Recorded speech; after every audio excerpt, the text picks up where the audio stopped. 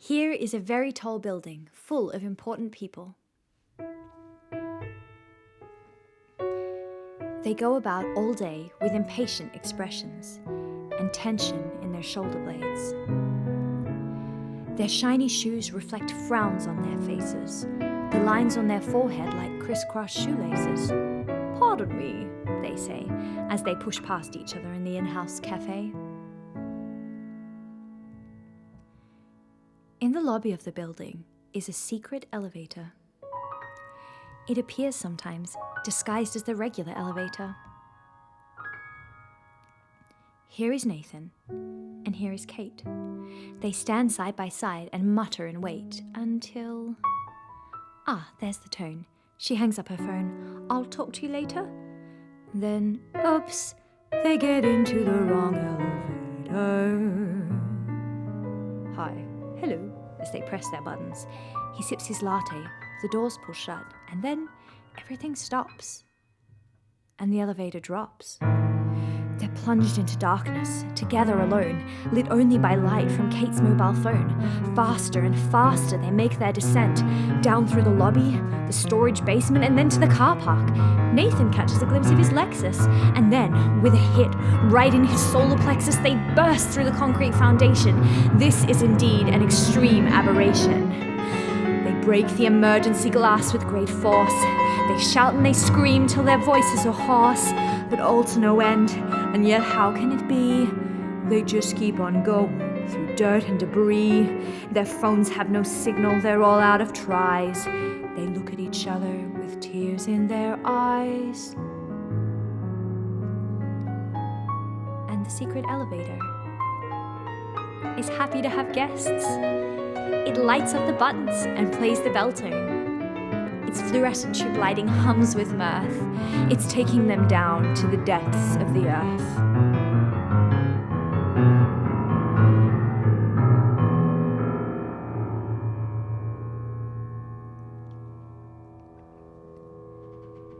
At first, the doors of the rogue elevator were clamped, like the jaws of a steel alligator. But now they're beginning to open a crack. Kate takes a peek, and she gasps, hurries back. Because they're still falling, descending like raindrops, or parachute people who foolishly jumped from a plane. And now she knows just what it's like to be part of the rain. As she glimpses the earthworms in a varied array of subterrestrial creatures,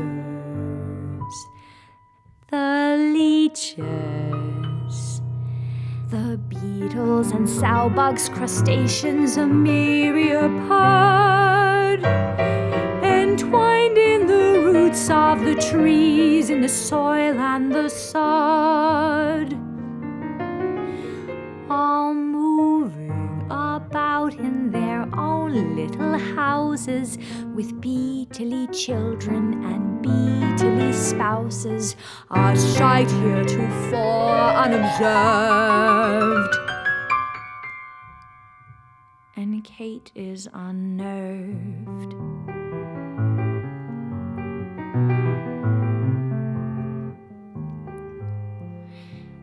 Perhaps, she thinks, I've been marginally too self-involved.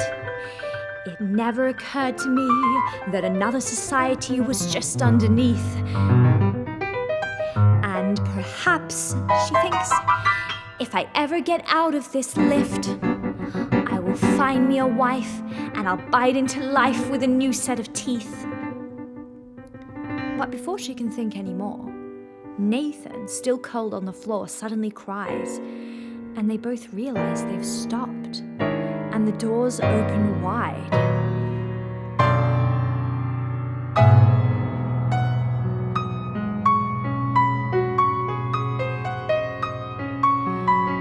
Before them unfolds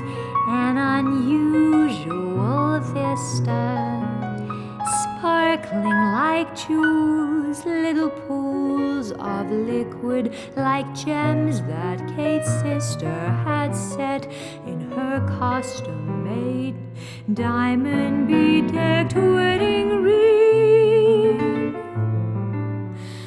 The luminous leakage from some subterraneous spring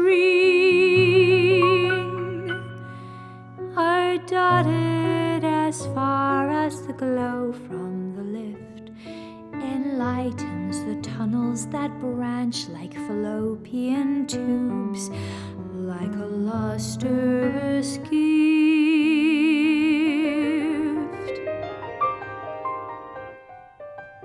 Kate is enchanted.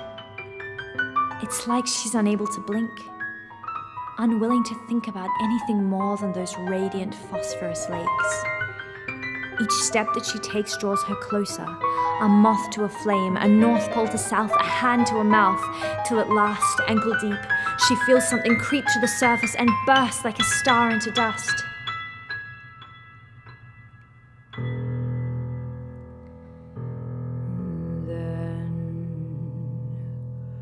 Like a bowling ball sinking through tar, as if from afar she hears something spoken,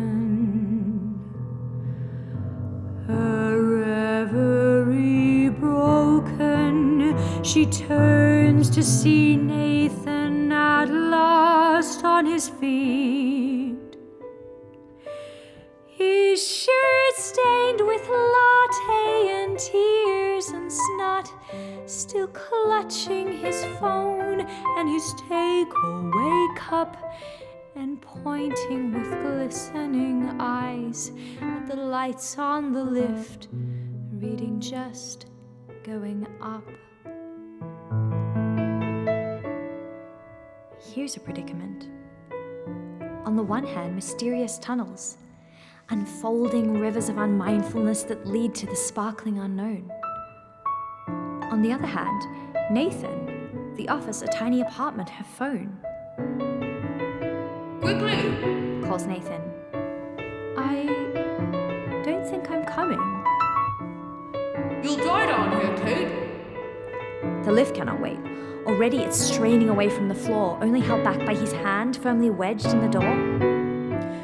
Kate, consider the price you'll pay.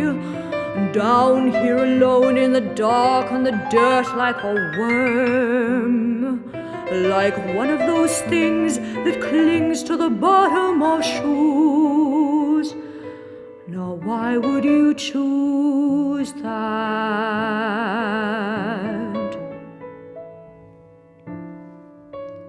She shrugs. The secret elevator cannot, will not wait.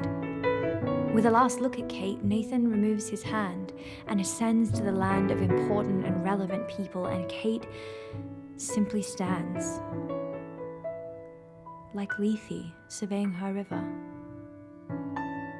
still thinking vaguely of IKEA, of buses and trams and salad with vinaigrette, but soon to forget.